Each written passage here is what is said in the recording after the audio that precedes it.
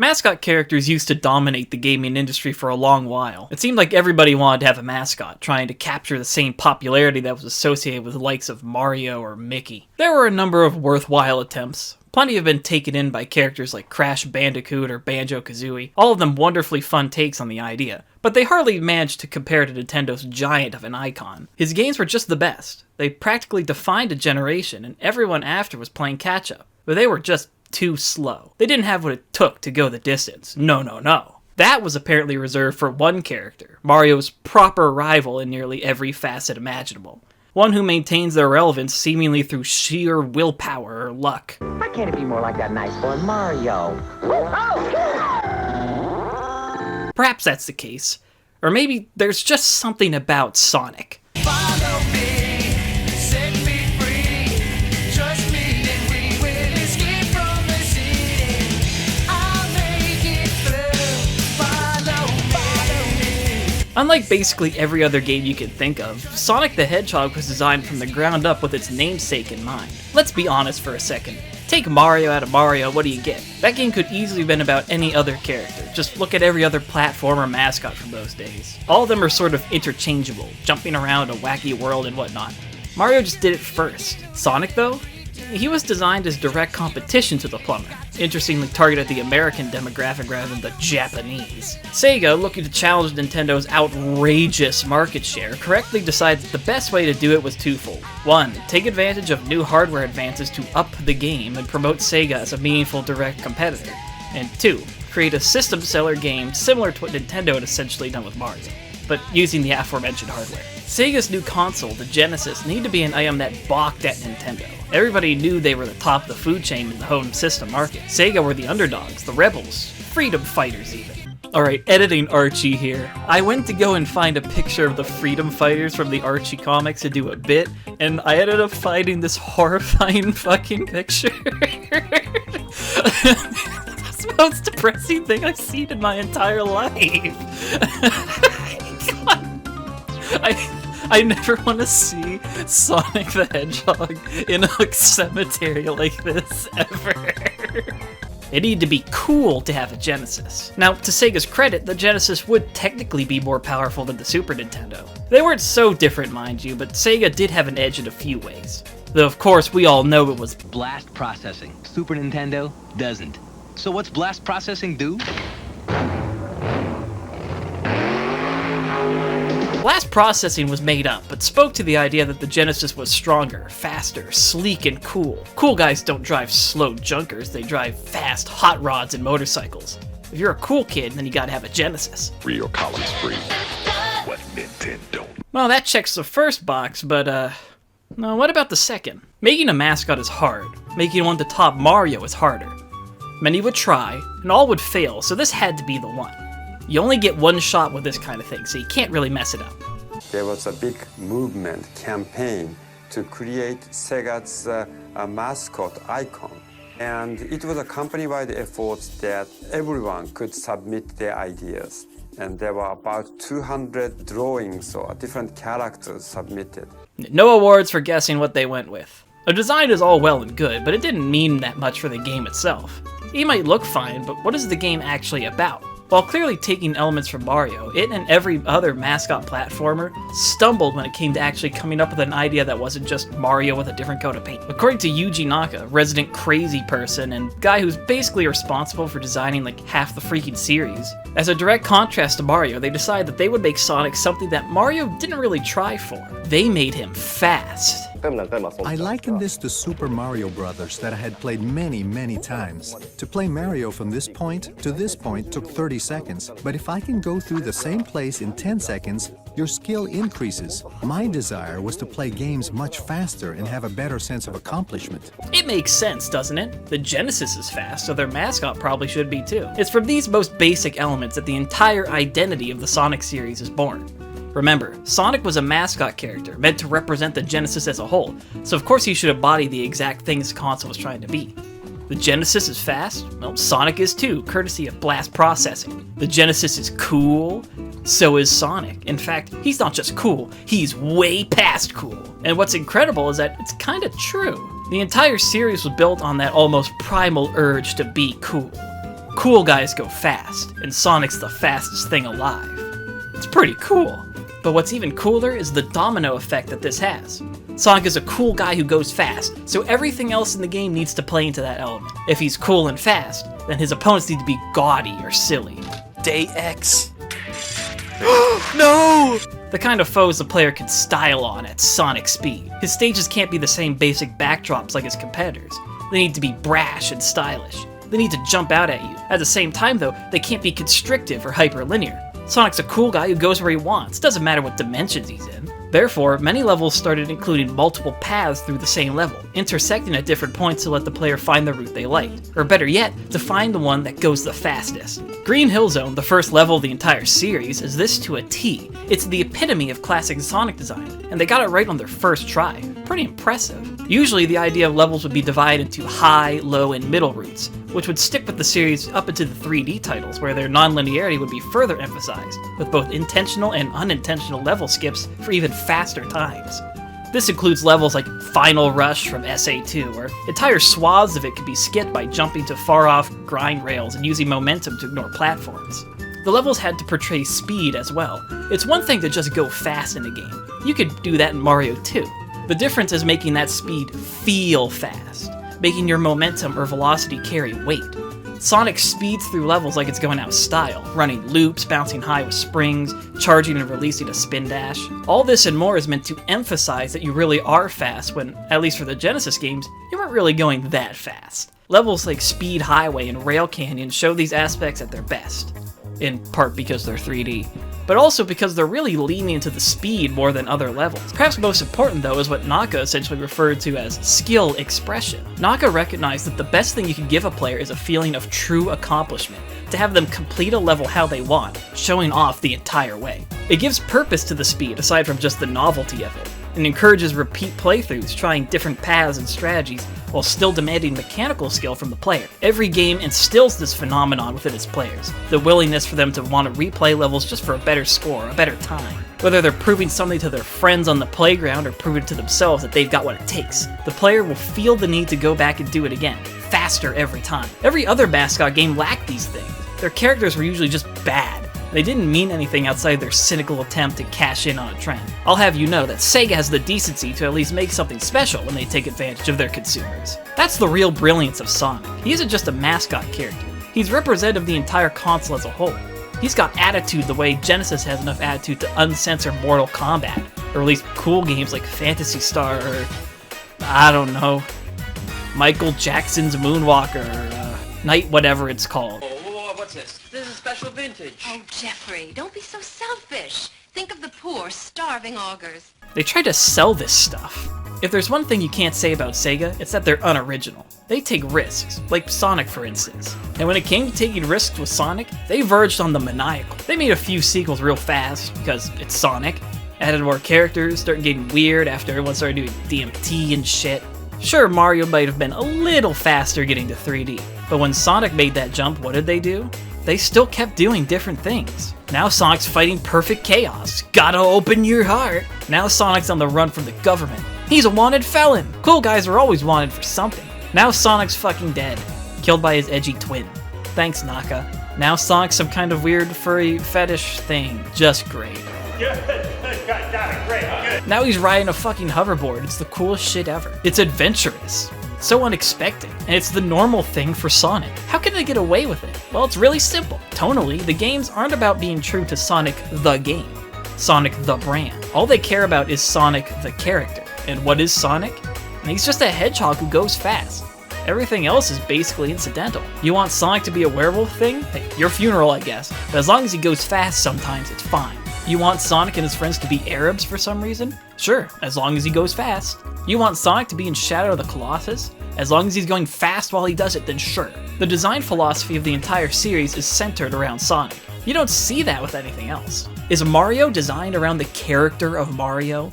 Not really. He honestly doesn't have much character outside of jumping on things. It's why Mario spin-offs about other characters have way more inventiveness. Characters like Wario or Donkey Kong ironically have more stuff going for them at times, just because they're more overtly silly. You try to make Mario a character and you get a Nice of the princess to invite us over for a picnic, eh, Luigi? This design philosophy shows in just about everything. Take the music, for example. The original games had an excellent selection of tracks for their time. Tracks like Green Hill Zone are iconic and set the standard for the series going forward. And yet, even within the earliest games, there was a great deal of variety that few others can meet. Also, Michael Jackson was involved somehow. Here's just a few to show off that variety.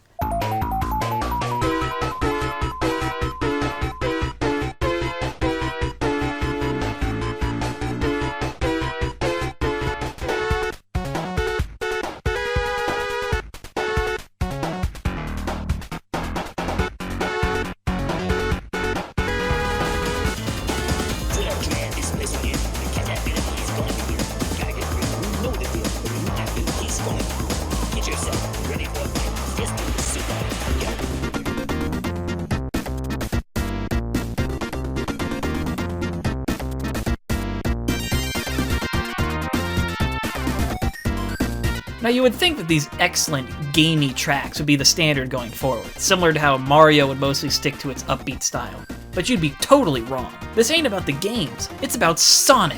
And if he wants to stay cool, then he's gotta get with the times, man. It's now the late 90s. 16-bit MIDI tracks aren't cool anymore. You gotta have a bit more power, a bit more speed, maybe even a bit of rock. It doesn't matter now what happens, I will never give up the fight.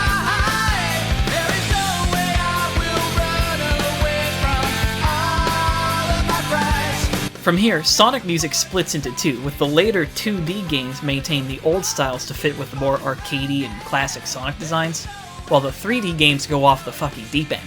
Enter one of the other resident crazy people at Sega, Jun Sonoe, and his weirdo band Crush 40, as they do basically the coolest fucking video game songs ever. There were stage tracks which blended the old game's tone with higher quality instrumentation, tracks which took more rock inspirations, an obvious favorite of Sonoe's.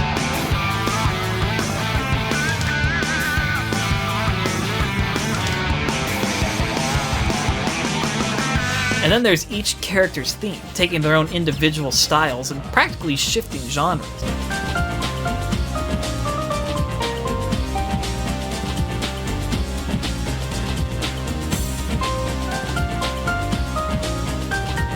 And of course, who could forget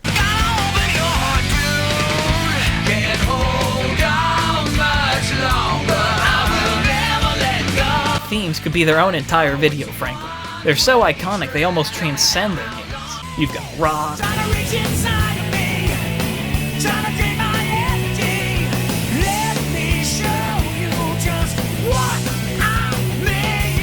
weirdo punk,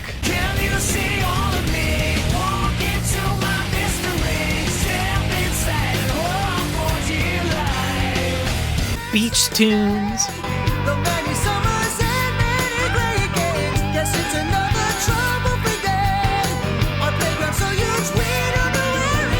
electro pop,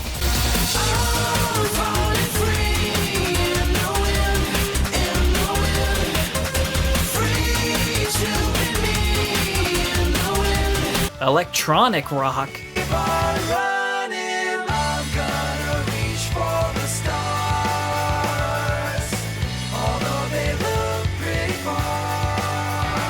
rap, I ain't gonna let it get to me, I'm just gonna creep down in Pumpkin Hill, I got to find my lost piece. I know that it's here, I can sense it in my feet. power metal, It's time to face your fears when your time has come and gone. I mean, come on, we're verging on Guilty Gear soundchecks at this point. You just can't predict what they'll do next. And that's the point.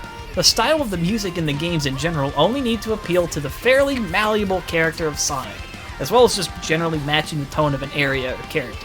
It's so interesting to see how much of a difference having variety in music can make in a game. You'll see plenty of titles with mascots or otherwise which maintain a few genres or styles and don't try other things. Sonic, though, always had a solid menagerie of tracks, and it's because of Sonic himself. The fact that many of the games even have character themes to begin with should tell you how important they are in the design process. It's not about the brand, it's about these lovable oafs. Sonic, I don't think we should go in there. Why not, Knuckles? I think that's the Death Chamber. This is Knuckles, and you've reached the Death Chamber. Now, obviously, Sonic was basically the first character to be made for the game, followed immediately by the villain, Dr. Eggman. Now, let's be honest for a minute. Back in the day, the selection of villains wasn't very good. Kinda pathetic, honestly. You got to pick from evil king/wizard, evil monster/alien, and an evil scientist. At first, Eggman was just a pretty standard villain, though his central premise was a pretty decent contrast to Sonic. He builds robots and imprisons fluffy little animals. What an asshole. In retrospect, his villainy is downright comical, building little robots to take over the world for his egg empire. Thankfully, Sonic is so cool that he disregards those with authority. Screw technology. Sonic's an anarcho-primitivist. He doesn't really pick up the Mad Doctor moniker until his appearance in the 3D games, where, like many other characters, he gets a real overhaul. In the end, he becomes a proper foil to Sonic, and since he's the villain, that means he gets to set the tone for Sonic's opposition. He builds all the silly robots and contraptions. It's him who builds many of the levels to show off his megalomania. It's him who builds Metal Sonic to try and stop that blue buffoon. And frankly, he's just the most fun kind of villain. The kind that gets off to his own evil. But again, like everything else, he's only there to make Sonic look cool. And you could do that with plenty of other foes. Which they do. Usually Eggman's at least around, but they're not afraid to toss him to the side to throw in a new opponent. They do it almost every game now. And what about other characters? What about Tails? He's like Sonic's kid brother, and that obviously makes him look cooler, at least by proxy. If Tails thinks Sonic is cool, then you just might too. Who else? There's Amy. Let's not talk about Amy. How about our boy from the floating island? Our main man, Knuckles. Fucking call this video There's Something About Sonic and Knuckles. Because unlike Sonic, his presence isn't established until later in the runtime. Knuckles is dumb and likes to punch things because of course he does. But he's also notable for something really important. He was playable. If Sonic is the focus for the series' design ideas, then by contrasting his gameplay and personality with other characters, like the Red Menace here, you can inject so much more variety into the games, and that's exactly what they did. Sonic games don't waste their side characters like Mario or Crash. They get used for story beats as well as gameplay. Tails flies around or pilots a bottleneck that one time. Knuckles can climb and glide.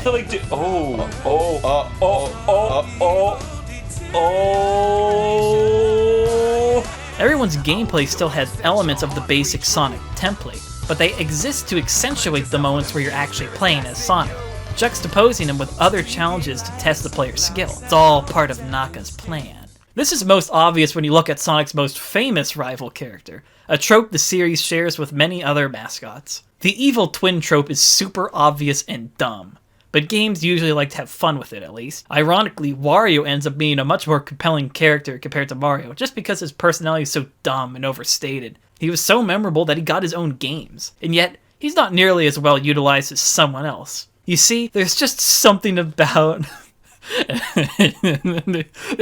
there's something about Shadow. All hail Shadow, heroes rise again. Alright, jokes aside. Shadow is just Sonic if the idea of making him cool was taken too far. He's edgy, he's dark, he commits crimes, he rides a motorcycle and has a gun, he shot Sonic. What a bastard! He swears, but only sometimes. He's the ultimate life form with a tragic past, and it's so goddamn stupid that you can't help but love it. You see the difference here? Sonic is an actual character, or at least he became one over time. And because he's an actual character, everyone else has to be one too, if only to be silly. Other mascot characters don't have this. Their side characters are just kind of there. You ever notice that the most interesting characters to come out of Mario came from Paper Mario RPGs? The ones where Mario's inclusion verges on being incidental? It's sort of like that. Except that it's in mainline games, which only became a focus because they knew Sonic was a character that needed a few hype men. The game's plots are equally as diverse, though honestly, that might actually be a bad thing.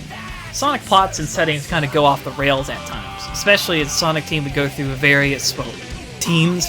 They really became hit or miss there, but despite that, people still stuck with them. People still liked Sonic. They still had fans. And you know what? There's one last thing that we could attribute to Sonic. Those godforsaken fans. You know what I'm talking about. The Sammys of the world. Frickin' bricks! The Cold Steels, the Sonic High Schools, the Tails Gets Trolls, and of course, who could forget? Go Sonic Chew! Go out and zap to the extreme! I will! Thank you, Father! As it turns out, maybe focusing on Sonic as a character had the side effect of enamoring everyone with the bastard. This sort of fan expression isn't uncommon, but it only tends to manifest when the product in question actually has memorable and beloved characters. You can't really express your fan-based degeneracy without some actual characters to work with. In reality, most of the time people enjoy something primarily because of the characters. Take Spark for example. These games are perfectly good homages to Sonic gameplay, and are honestly a pretty solid evolution of his mechanics while still trying new ideas. But he's just not really that powerful of a character, is he? Him and his entourage are serviceable, but they aren't as much a part of the draw of the games as the gameplay is. People just really like Sonic & Co. They've ingratiated themselves within the community by being memorable, by being important. And look what that's done to said community. It's made them a little crazy, yes. Okay, a lot crazy. But it also made them absolutely rabid, faithful, and creative. Sonic fanworks run the gambit, obviously, but their quality doesn't really matter so much as the absurd quantity of it. Not to mention that at times, it's actually really good. From fan games to fan comics to having their own stuff acknowledged by Sega themselves. That's pretty impressive, and very indicative of Sega's attitude that they allow it. If this were Nintendo, they'd be having a field day with DMCAs, but Sonic? Well, Sonic's supposed to be cool. Why the hell would he serve you court papers? You want to fix our shitty game through modding on PC? Sure, why not? Want to make a bunch of fan games using official assets? It can't hurt, can it? That's just crazy, given how vicious companies, especially Japanese ones, are about their IPs, and it's certainly worked to Sega's benefit. Let's be honest, Sonic games tend to be a little hit or miss in quality, and yet he's seemingly never totally lost his relevance in the industry, and never lost his relevance to his fans. They were able to make him into shows, toys, and one of the longest running comics in history somehow. The games are literally made for speedrunning. The guy got a movie before Mario, and they gave enough of a shit to completely redo the Sonic model, just because people didn't like it. Imagine how much time, effort, and money was lost by doing that. They certainly didn't have to. A more cynical company would have told everyone to eat shit. Not to say that Sega's perfect, of course, but they seem to have gotten pretty lucky with Sonic. By starting with him as a character continuing to play to that idea, while being open with their IP, they've managed to maintain what so many other mascot characters have lost. The era of the mascot is mostly behind us. Nowadays, the characters of the past are dredged up more for the sake of nostalgia rather than actual merit. Platformers have lost their edge, with only the occasional indie release, and of course Mario whenever Nintendo feels like cashing in that check. But that goddamn Hedgehog, he managed to outlast, or rather outrun everyone else. He doesn't need nostalgia to get sales, not that they don't play to that of course. People like these games and characters because they're just good. They took risks and genuinely raised the bar when they felt like it. They became eccentric, they became stupid, and they made it look easy. Perhaps on the horizon there might be a return of more characters like him, ones that took their own leaps of faith to make it big. Maybe they'll be fun, maybe they'll flop. Maybe they'll miss the point entirely, but it won't matter. Sega's always gonna keep on running, because there's just something about Sonic.